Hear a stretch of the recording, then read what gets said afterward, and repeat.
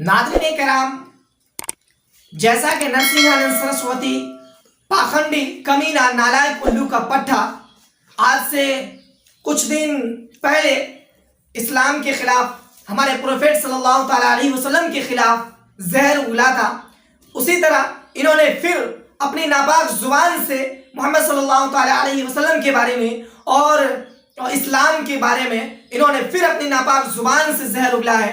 इसलिए अभी मैं आपको वीडियो दिखा रहा हूँ। इस वीडियो में आप देखें, ये पाखंडी, ये उल्लू के पट्टे जाहिल किस तरह हमारे इस्लाम के खिलाफ अब जहर उगल रहा है। शेर को मारने जा रहे हो, पागल भेड़िए इकट्ठे हो रहे हो, तो कम से कम स्टैंडर्ड तो अपना भैया थोड़ा बढ़ा लो। हथियार थोड़े अच्छे खरीदो।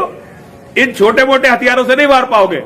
कुछ अपनी तैयारी करो यार, होमवर्क करो, पता करो हमारे बारे में कि हम हैं कौन। ये तुम्हारे जो नेता है ना, ये बहुत ही मरे हुए होते हैं। मौलाना जो होते हैं, ये जो तुम्हें भेजते हैं ना, ये बता के कि तुम्हें कोई हूर मिलनी है वहां पे जन्नत में, तुम्हें सालो जन्नत में छोड़ो। तुम्हें ना यहाँ कुछ मिलना है ना तुम्हें वहां कुछ मिलना है। यहां तुम साले कुत्ते की मौत मरोगे। बहुत ही बुरी हालत होनी है। इसलिए तुम आ जाओ, मैं तुम्हारा इंतजार कर। ये नरसिंहानंद सरस्वती लगातार गुफे में बैठकर जहर उगल रहा है। इस जाहिल, इस गधे की बात समझ में नहीं आती।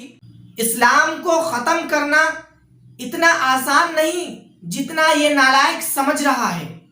मैं चैलेंज करता हूं नरसिंहानंद सरस्वती को कि ये मर जाए फिर जिंदा हो, फिर मर जाए फिर जिंदा हो, फिर मर जाए फिर जिंदा हो, तब भी ये इस्लाम को खत्म नहीं कर सकता।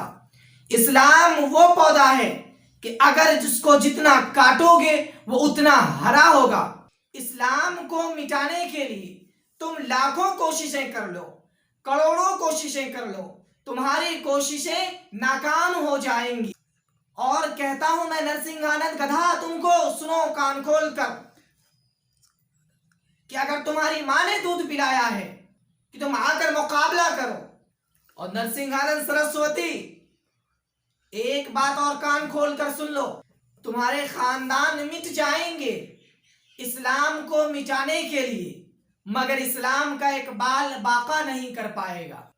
तुम जिस कुरान को पाखंडी की किताब कहा है, मैं पूरी दुनिया को चैलेंज करता हूं, कोई एक ऐसी किताब बता दो जिसे कोई मुकम्मल याद किया हो, अपने ज़हनो दिमाग के अंदर, अपने दिल में बसाया हो, सिवाय कुरान के। तू तो सबसे बड़ा जाहिल और अनपढ़ है।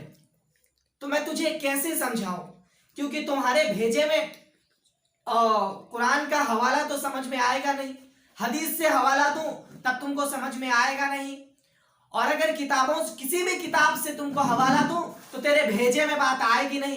तेरा भोपलेटर उसमें तो बात आएगी नहीं, क्योंकि तू है ही जाहिल। तू सबसे बड़ा अनपढ़ है। अनपढ़ ना बोलूं बल्कि तू कुत्ते की दुम है, जो अगर सैकड़ों साल जमीन में उसे दबा कर रख दिया जाए, जमीन में गाड़ कर रख दिया जाए, तब भी वो टेढ़ी की टेढ़ी ही होती। वही हाल तुम्हारा है। तुम कुत्ते की दुम की तरह टेढ़ी की टेढ़ी हो। बल्कि खुलासा अल्फाज ये कहना चाहता हूं कि जो चीज खाली होती है ना, ज्यादा आवाज करती है। खाली बर्तनों को अगर आपस में रखोगे तो ज्यादा हड़बड़ाएगा, ज्यादा आवाज करेगी। जिस बाल्टी में पानी कम हो और उस बाल्टी को लेकर आप दौड़ो तो क्या वो पानी ज्यादा उछलेगा, और जिस बाल्टी में पानी फुल है, भरा हुआ है, तो उस बाल्टी को लेकर आप दौड़ो तो वो ज्यादा नहीं उछलता। क्यों? क्योंकि इसके अंदर ज्यादा पानी है। ठीक उसी तरह ये नरसिंहानंद सरस्वती, ये खाली है, ये जाहिल है, ये अनपढ़ है, ये उल्लू के पट्टे गधा नालायक है।